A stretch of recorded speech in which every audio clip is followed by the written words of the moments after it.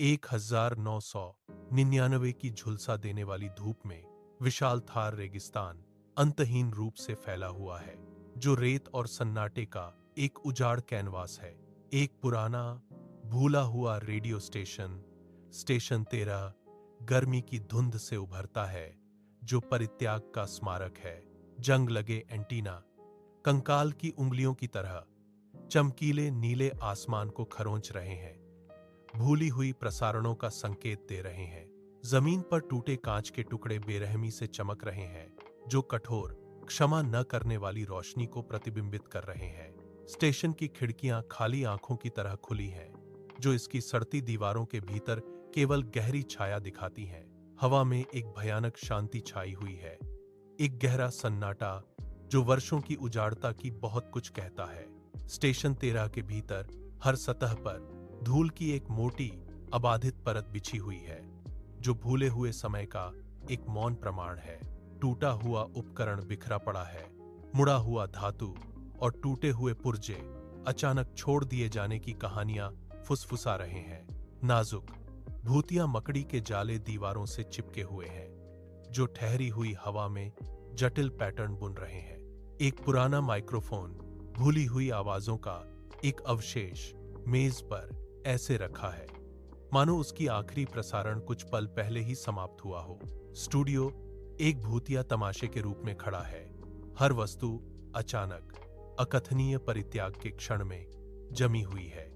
शांत स्टूडियो के भीतर का हर विवरण एक बार जीवंत, अब खोए हुए अतीत की एक गहरी, उदास कहानी कहता है।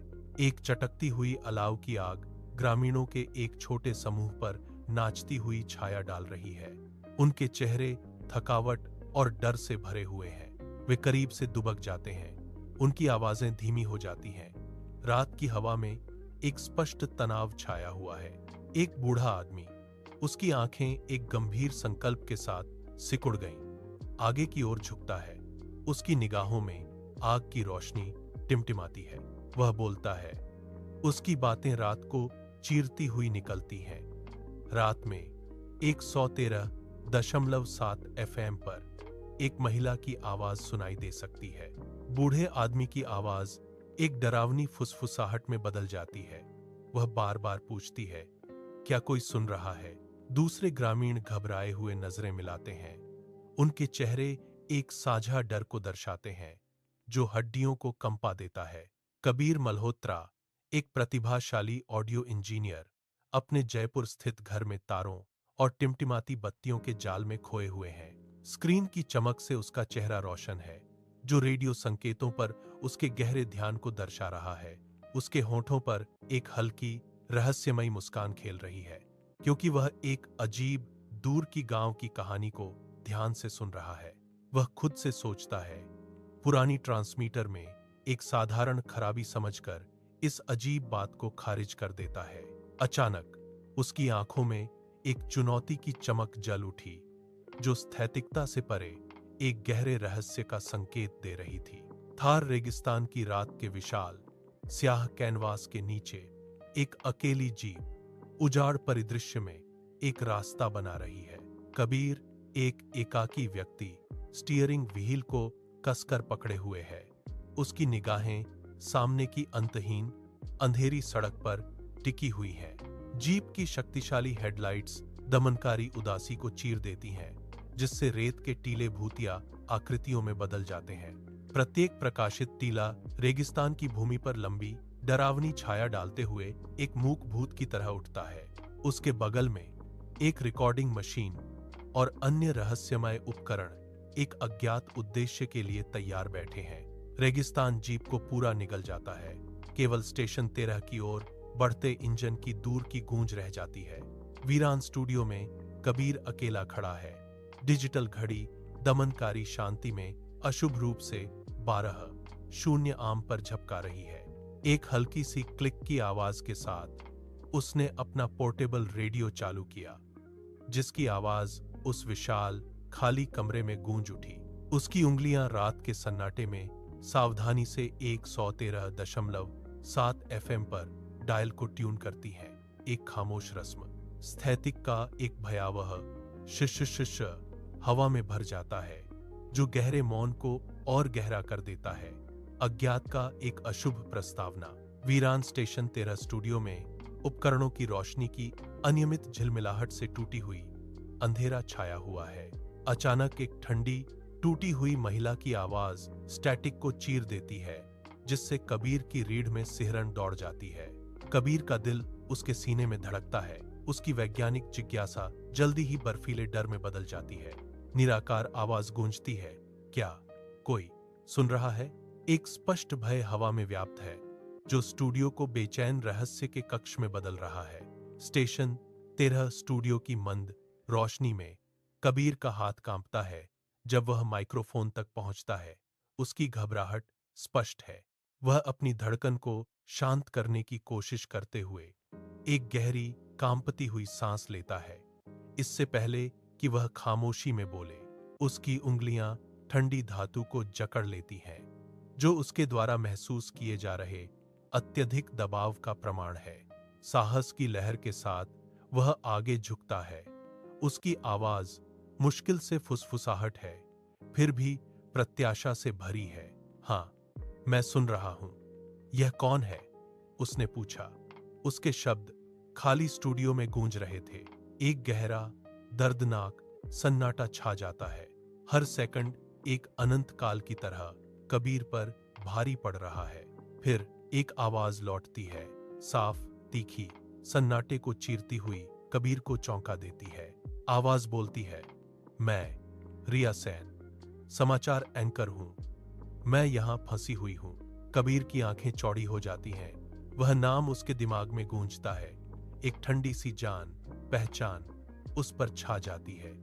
कबीर स्टेशन 13 के धूल भरे अभिलेखागार में उतरते हैं, जो भूली हुई फाइलों और अतीत की परछाइयों से घिरे हुए हैं। वह 1999 की एक भंगुर रिपोर्ट का पता लगाता है, जिसके पन्ने एक भयानक गुमशुदगी की फुसफुसाहट कर रहे हैं। रिपोर्ट से पता चलता है कि समाचार एंकर रिया सेन का कहीं भी पता नहीं चला। उनका शव कभी नहीं मिला। कबीर के चेहरे पर डर और अविश्वास का भाव है, क्योंकि उसके सामने खौफनाक सच्चाई सामने आती है। कबीर स्टूडियो लौटता है। रात की खामोशी उसकी बेचैनी को बढ़ा रही है। रेडियो के लिए हाथ बढ़ाते हुए उसका हाथ कांप जाता है और वह डर से कांप उठता है। वह फिर से ट्रांसमिट बटन दबाता है। उसकी सांस गले में अटक जाती है। उसकी आवाज, जिसमें अब स्पष्ट भय था, दमघोंटू खामोशी को तोड़ देती है। तुम कहां हो? वह फुसफुसाता है। एक हताश विनती शून्य में गूंजती है। वह अपनी आंखें बंद कर लेता है, बेतहाशा कामना करता है कि यह जागृत दुःस्वप्न बस घुल जाए। मॉनिटरों की मंद रोशनी में स्टेशन 13 स्टूडियो एक भयानक खामोशी में डूबा हुआ है। अचानक रेडियो में एक हिंसक स्थैतिक चीर देता है, एक कान फोड़ू चीख जो कानों को खरोंच देती है। हवा एक बेचैन ऊर्जा से गूंज उठती है, क्योंकि रिया की आवाज अब सर्द सन्नाटे को चीर देती है। कबीर का शरीर जम जाता है, पत्थर में बदल जाता है, क्योंकि एक ठंडी दहशत उस पर हावी हो जाती है। उसकी आंखें दहशत में चौड़ी हो जाती हैं। मॉनिटरों की भूतिया रोशनी को दर्शाती हैं। एक खामोश चीख अंदर फंसी हुई है। रिया की आवाज गूंजती है, यहीं तुम्हारे पीछे। जैसे ही कबीर की दुनिया एक दुःस्वप्न में ढह जाती है। मध्यम स्टूडियो में कबीर धीरे धीरे मुड़ता है। उसका दिल एक अनजाने डर से धड़क रहा है। कांच के पार एक औरत दिखाई देती है। उसकी वर्दी फटी हुई है। एक भयानक दृश्य। उसके चेहरे का आधा हिस्सा बुरी तरह जल गया है, जो दर्द और विकृति का एक भयानक मुखौटा है। उसकी आंखें अलौकिक तीव्रता से चमकती हुई कबीर पर टिकी हुई हैं, उसकी आत्मा को भेद रही हैं। कबीर की सांस गले में अटक जाती है। उसके भीतर शुद्ध आतंक की एक हाँफनी फंसी रह जाती है। भयानक दृष्टि उसे बंदी बनाए रखती है।